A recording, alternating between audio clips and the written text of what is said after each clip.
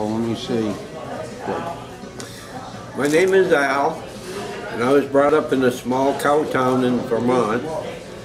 And my father was a minister of a small church up there. And the values that I learned there basically was hard work and responsibility, without it being spoken.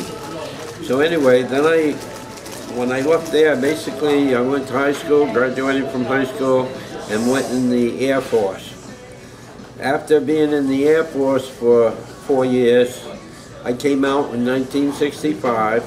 I got married, and so, of course, without thinking about any particular job that I wanted to do, occupation, I just did whatever I could to make money. And I went from one thing to another, and of course, when you do that, you get tired of what you're doing. Well, I was out of work one time. I always work, by the way, but I was out of work one time, and a nurse came over to my wife and said, "They're hiring at Taunton State Hospital. You should go down and apply." Well, I went down, and I knew nothing about this. And I went down, and I kind of told them that I knew nothing about it and probably would not be very good at it. And they called me up and said, "Well, you can start Sunday." Well, I'm kind of laughing as I'm going down, because the only thing I knew about the state hospital was when I was a kid. They said, "Hey, you're acting crazy, you belong in the state hospital." So anyway, I went down there, and as I spent my time when I was in the hospital basically, hanging out with the clients. And as I did that, I realized in my own mind that I didn't think they were held back as much because of their illness as they were by their coping skills. So rather than thinking about psychology, I started approaching them with teaching them new coping skills. Well, then as time went on, I had a chance to take a job in the community, working in a social club. And I had the opportunity there to put them in charge and allow them to make the decisions, and we supported them in what they did rather than doing things for them. Well, while I was there, I became acquainted with this person that was a Russian. And he had come to this country in New York, and there was a murder, and they picked him up for the murder. He knew no English. I don't think, according to the story that I heard, I don't even think that he was really clear about what was going on. And anyway, he got sent to Walpole for this murder that he had. Well, while he was in Walpole, they had a gym that he went to keep himself in shape. They had a library that he went to, and he taught himself to read and speak English.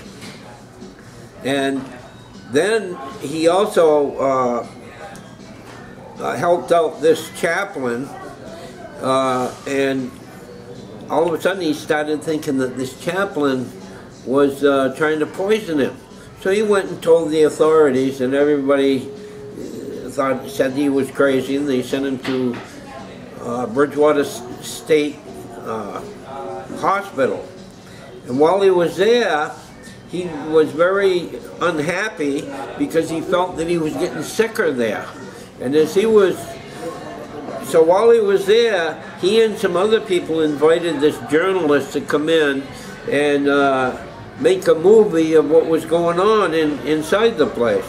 And apparently the institution agreed, and this person came in, and they made this documentary called Tiddicate Follies. And the state suppressed the movie from being shown for at least 20 years. Now this is probably back in 1950 or something like that. And while I was working, I started working for the state in 1980, and this was probably somewhere around in 1985 that I met this person that was involved in that movie. And so this movie came out on the circuit during this particular time, sometime in that period of time. And so this client wanted to go and see it. So I said, okay, well, I'll drive you up there. I had a couple of people that wanted to go. We drove up to Tewksbury and went and saw the movie. Well, it was very interesting because this man narrated the movie for us. And he had these situations where they were evaluating him, and he was saying, I need to go back to Walpole. This place is making me sick. You were doing nothing for me. And they said, well, he sounds lucid, doesn't he? But he's here because he thought that a chaplain was trying to poison him. And then he said, well, you know, as I look back now, he says, I was a very attractive young man. And he says, as I'm looking back, I'm thinking that this chaplain was homosexual and that he was wanting to drug me in order to have his way with me.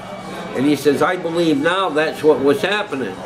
And he says, of course, that's why I was in that situation. And anyway, he was there for some period of time. And so that was my experience with this particular situation. And I really liked the guy. He was a bright person. And of course, I think one of the things about being in the mental health system was that they get over-medicated, and most of them didn't live very long. The ones that I worked with are pretty much gone. That's my story.